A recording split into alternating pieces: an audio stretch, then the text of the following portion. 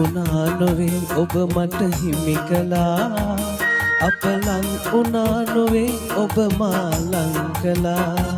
සිත් හැඳිනුවා නොවේ දැඟිලියෙක් කළා අපි සැනසුනා නොවේ වෙන අය සැනසුවා